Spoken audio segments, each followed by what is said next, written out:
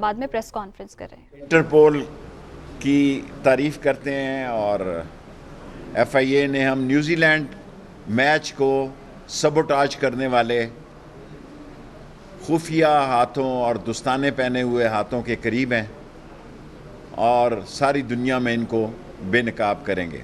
Number 2 کہ cyber crimes بہت بڑھ گئے ہیں۔ 1,00,000 شکایتیں آئے ہیں میرے اس دور میں، جو کہ پہلے 20,000 کے قریب تھی، اس سال میں 1,00,000 ہو جائیں گی۔ سو ان کو 2 ارب روپے کا امیجیٹ فنڈ ریلیز کر رہے ہیں تاکہ سائبر کرائمز کے سارے ملک میں لوکیٹرز ہوں، اس کے پاس سارے ملک میں ہائی ٹیک ہو اور وہ ٹیکنیکل لوگوں کو بھی بھرتی کر سکیں۔ نمبر 3 نادرا کا ہم نے چیک کیا ہے، اس میں ویکسینیشن میں ہمارا کوئی قصور نہیں، لیکن نادرا کو ہدایت کی ہے کہ اب ایسی کوئی غلطی نہ ہو۔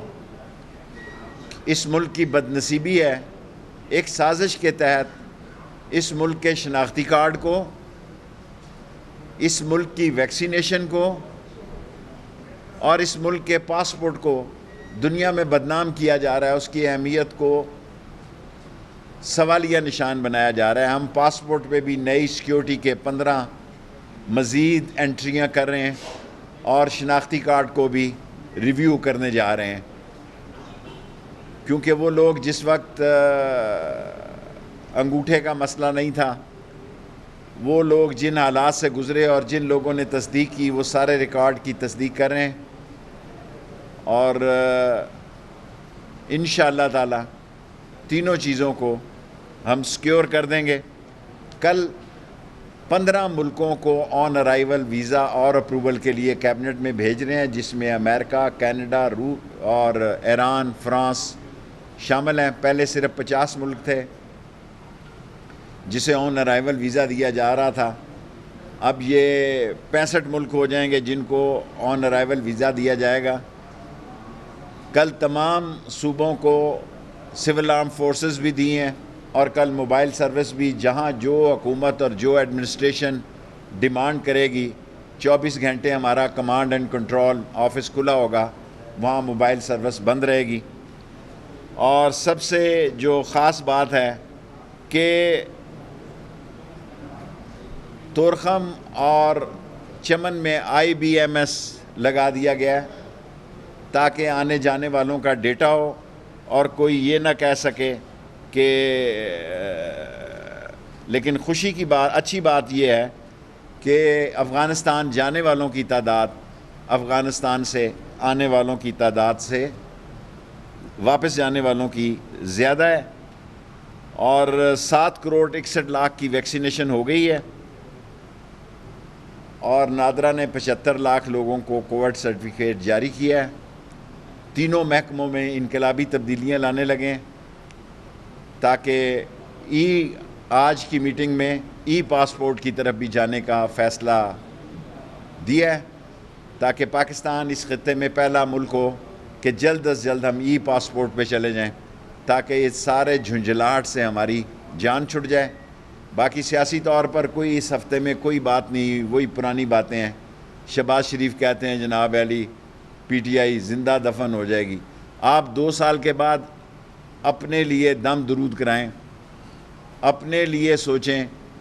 وراثت کی لڑائی آپ کے خاندان میں شروع ہے اور 2 سال بعد یہ کس نتیجے پہ پہنچے گی؟ میں نے تو 1.5 سال 2 سال پہلے کہہ دیا تھا کہ نون میں سے مین نکلے گی، اب میں نون میں سے کچھ اور نکلتا ہوا بھی دیکھ رہا ہوں۔ پہلے میرا خیال تھا 2 گروپ ہوں گے، اب میں یہ پیشن گوئی کرتا ہوں یہاں 3 گروپ ہوں گے۔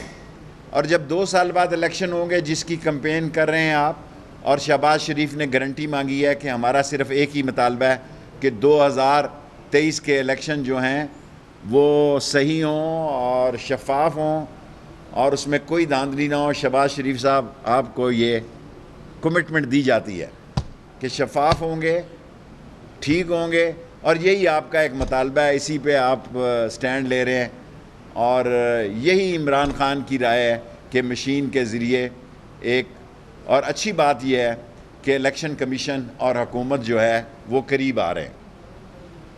وہ جوڈو کراٹے کا ماحول کم ہو رہا ہے اور کم ہونا چاہیے.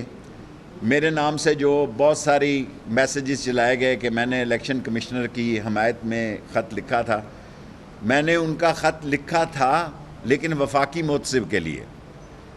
اور اچھی بات یہ ہے کہ حکومت اور الیکشن کمیشن کے درمیان ایک بہتر فضا ہونی چاہیے تاکہ ایک منصفانہ الیکشن ہو سکیں. 5 منٹ ہو گئے، اب 5 منٹ کے سوال. 5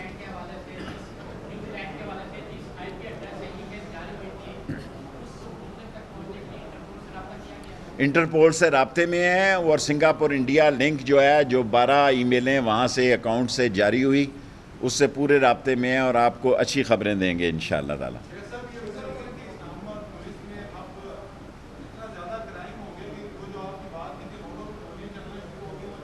دیکھیں یہ 2 دن جو روڈوں پہ گوڑیاں چڑھی ہیں، یہ پراپرٹیز کا ہر روز میں آئی جی صاحب سے رپورٹ لیتا ہوں ایوری نائٹ. اور یہ جو 2 دنوں میں 4 قتل ہوئے ہیں، اس کی بنیادی وجہ بنی گالا کی پراپرٹیز کے ایشو ہیں، اور یہ لوگ باہر بیٹھے ہوئے ہیں. پراپرٹیز بہت مہنگی ہو گئی ہیں. آپ دیکھیں نا، پراپرٹی اتنی مہنگی ہو گئی ہیں کہ جو زمین لاکھ روپے کنال تھی وہ 1.5 کروڑ روپے کنال ہو گئی ہے. جو 7, 8, 10 لاکھ روپے کنال تھی وہ 1.5 کروڑ روپے کنال ہو گئی ہے. اور پراپرٹی کے ریٹس بہت ہائی ہو گئے ہیں پاکستان میں، لینڈ کے خاص طور پر. تو اس میں یہ 4 واقعے قتل و غارت کے ہوئے. او چھوڑو جی، گندی باتیں چھوڑو.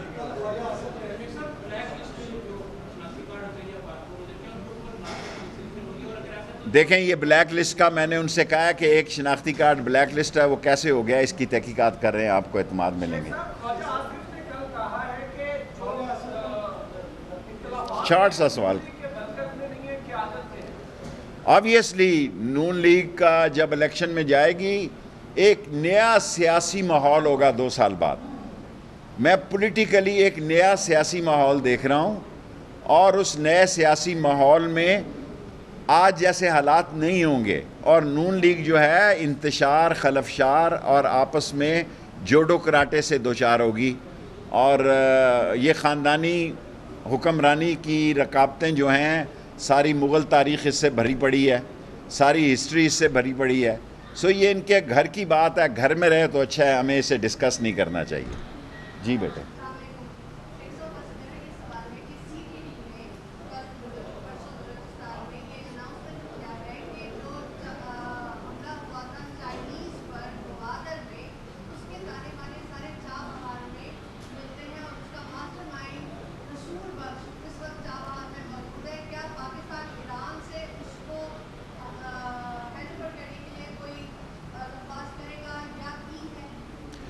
دیکھیں بیٹے، یہ سوال دیکھیں سینسٹیو ہے، اور یہ فورن آفس سے ریلیٹ کرتا ہے. پاکستان میں of course T T P کا، القاعدہ کا، داعش کا، بیت الاسلام کا، ان بعض ایکسٹریمسٹ کا خطرہ موجود ہے.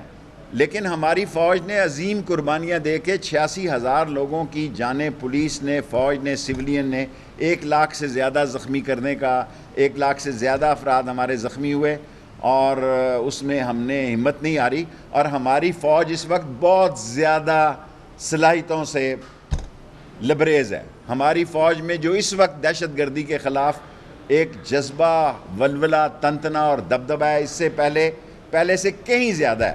اور انشاءاللہ تعالی اگر کسی نے ملک میں دہشت گردی کے لیے سر اٹھایا، اس کو کچل دیا جائے گا.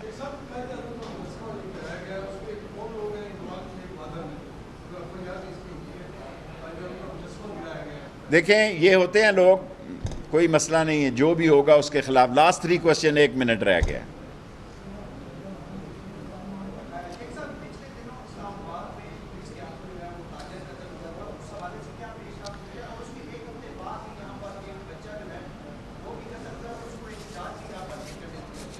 دیکھیں اسلام آباد تو ہائیڈ پارک بن چکا ہے. آج 5 مظاہرے ہیں یہاں پہ. جب میں جوان تھا، پولیٹیکل ورکر تھا، اسٹوڈنٹ ورکر تھا، تو ہم 2 سال بعد ایک دفعہ آئے تھے. یاد ہوگا آپ کو کہ میں زخمی ہو گیا تھا اور میری حالت جو ہے وہ موت سے بچا تھا. ان دنوں اسلام آباد آنا جو ہے وہ کسی بڑا مشکل کام ہوتا تھا. اب تو جو آدمی آتا ہے وہ اسلام آباد ہی آتا ہے. سو آج بھی میں نے پولیس کو کہا کہ بھئی ان کو زیادہ فعال ہونا چاہیے، کیونکہ ڈی چوک کو ہائیڈ پارک بنا دیا ہے اس قوم نے۔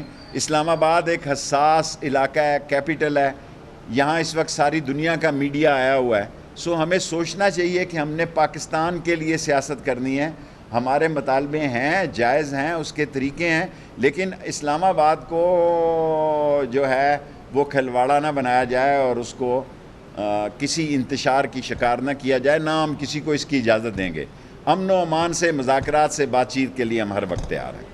Thank you very much.